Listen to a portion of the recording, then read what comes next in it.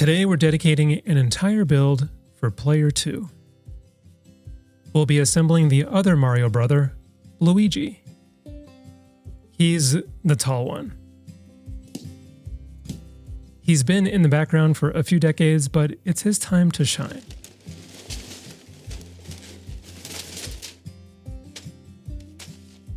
I was actually a Luigi guy growing up. My brother would grab Mario every single time, so Luigi was just mine. I would choose him in Mario Bros, Mario Kart, and Mario Party.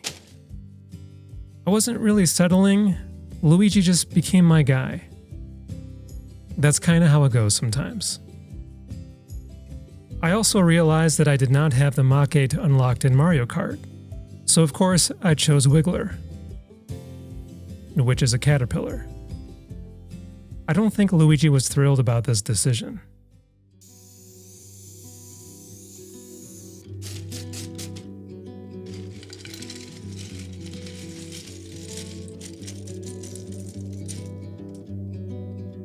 There's something about Mario Kart that I found that was genuinely strange. This game, named Mario Kart, didn't have Mario in it for the first 4 months of development. They were just building a 2-player racing game, and the guy in the kart was nobody. Literally just a man in overalls without a name. They were so focused on getting 2 players on the same screen at the same time that nobody asked who was actually driving. Which seems kind of important. Then someone suggested, hey, let's put Mario in there. And unsurprisingly, everyone agreed that looked better. They built out the full roster with Mario, Peach, Yoshi, Bowser, and Luigi was in there too right from day one. The most famous racing game ever made almost had no one in it. Luigi has been in every single Mario Kart game since. He has never once been the reason that anyone bought it though. Sorry, bud.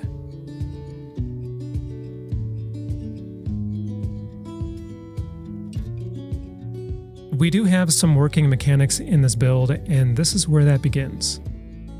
The steering wheel turns the front wheels as expected, which is a nice detail for something that's primarily a display piece. Getting this column assembled correctly really does matter. If it's off at this stage, everything that connects to it down the line is going to be off as well. It's not complicated, but slowing down a little here actually saves some time later on. You kinda just pick this up over time.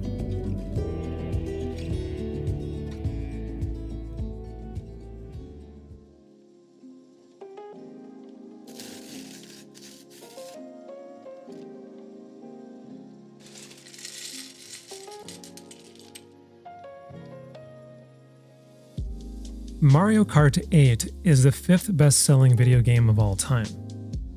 Not the series total or the franchise combined, we're talking about one game. It sold 79 million copies. To put that in perspective, the list of games that have sold more than it is basically just Tetris, Minecraft, Grand Theft Auto 5, and Red Dead Redemption 2. And every other game ever made is behind this list. We're talking about a kart racing game featuring a plumber and his friends that has outsold essentially everything. Given those numbers, we have all felt the pain of a blue shell at some point. Nobody on this planet is immune to it.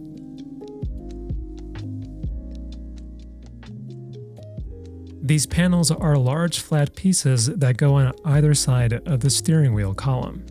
They're mostly just covering everything up and giving the kart its shape on the outside. It's always nice to see a design starting to come together. But this piece up front, I don't fully know what this is. It could be a turbine, it could be an air intake, it could be both. The Mach 8 is a go-kart driven by a man in blue and green overalls. I'm not sure that aerodynamics are really the concern here. What I love about Mario Kart is that it genuinely doesn't matter how good you are. You can lead every single lap and still lose on the last corner. All of my friends have done this to me more than once, and I took that personally. I'm going to take a quick second to thank my Patreon members, and while I do, there's something interesting I found about the original Super Mario Kart. The official Nintendo instruction manual from Nintendo themselves actually told players to watch their opponent's screen during battle mode. Screen peeking as we used to know it, and the thing everyone agrees is cheating, Nintendo said go for it. And that doesn't make me any less upset at my friends.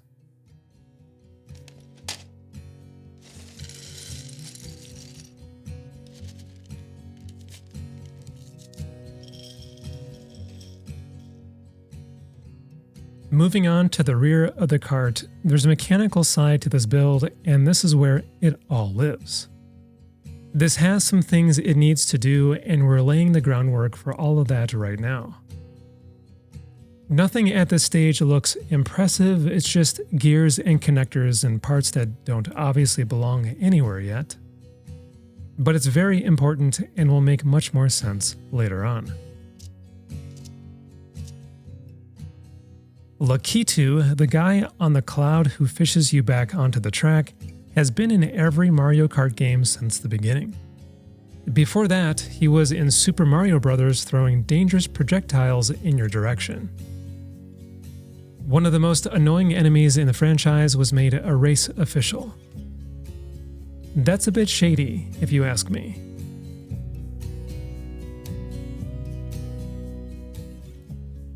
This big piece here closes off the rear section of the kart. There's a lot going on back there mechanically, so having this on gives it some actual shape. It's beginning to look like a real kart now, which is exciting. We also have this one moment of red in an otherwise blue and yellow kart. Go-kart seats are never comfortable, and this looks like it's keeping that tradition alive. The fin on the back is the detail we've been missing and gives the kart that finished look. It's got Luigi's logo on it, which is a nice touch. It's unambiguously his kart now, there's no question about it. And then we're going to have flames coming out right here. Yes, we have flames, which, if you think about it, is a bit of an unfair advantage.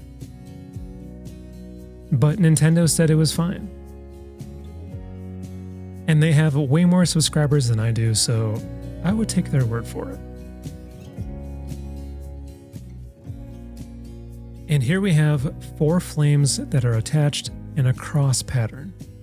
They're yellow and red, and pretty aggressive looking. They'll spin around as the axle moves, which gives us the realism that we're looking for.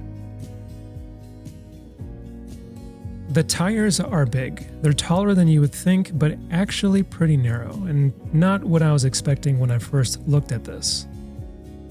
The scale of this kart starts to set in when we put all of these on. The red star pattern of these rims is a bold choice. They're going onto a blue and yellow kart with a red seat. But it just works. And it's one of the designs you can actually choose in the game, which is excellent. I know we have a Luigi to build, but I'll be doing this for the next half hour or so.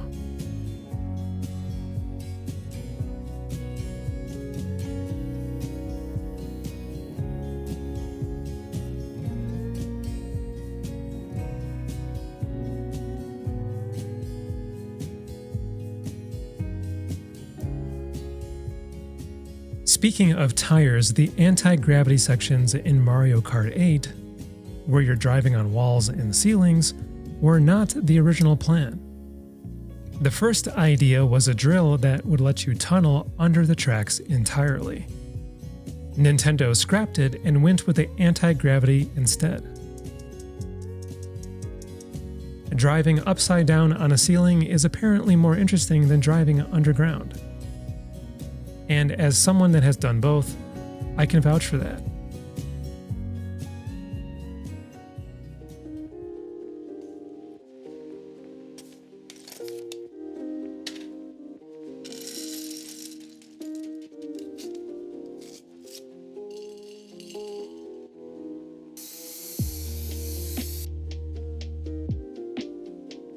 And to be clear, I'm not a doctor, but as with any human being, the torso is where Luigi begins. There are a couple of small gears with pegs that are going to hold his arms in place later. They're nothing complicated, just a foundation for how he's going to sit in the cart. And when we attach his overalls, this is where he begins to look like himself. You know exactly who this is. When Luigi got his own game with Luigi's Mansion, it was a pretty big deal. Up until that point, he would spend decades as the guy that you would pick when Mario was taken. And then Nintendo handed him a vacuum cleaner and a haunted house and said, "Congratulations." It was basically Ghostbusters in the Mario universe. And Luigi finally had a thing that was his. He's not necessarily the pillar of courage, though. The arms come together pretty quickly. It's mostly one big green piece that gives you a basic shape. It's a simple build, but it's important for his character. His gloves do get a bit more interesting though. The fingers are stacked in this layered design that mimics a closed fist. You can tell someone thought carefully about how to pull this off in this form. And the three ovals on the top of the glove are very Mario Bros. Let's go ahead and lock the arms into place, because our Luigi friend has places to go.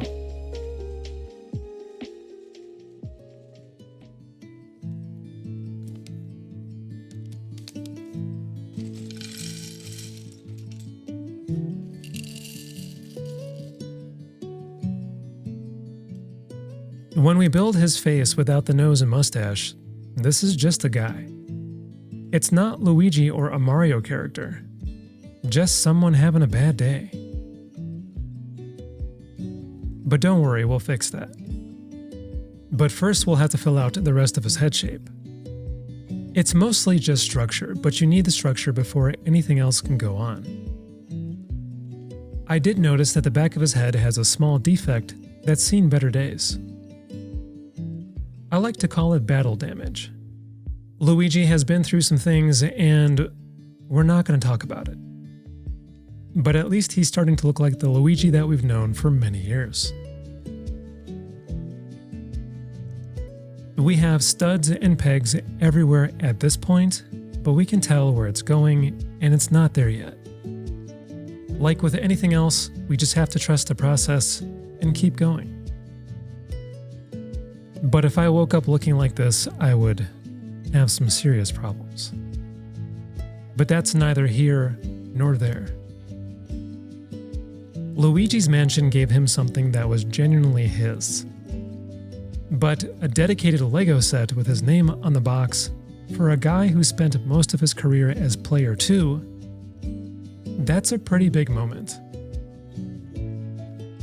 As we continue our second favorite brother, let's attach his brim and place these big green pieces to close everything off. It's curved and angled in different directions, which gives it a satisfying three-dimensional quality. And of course, the big printed Luigi logo goes on the front. It does look just right against the green colors, which is important because this is how we tell him apart from the other Mario brother.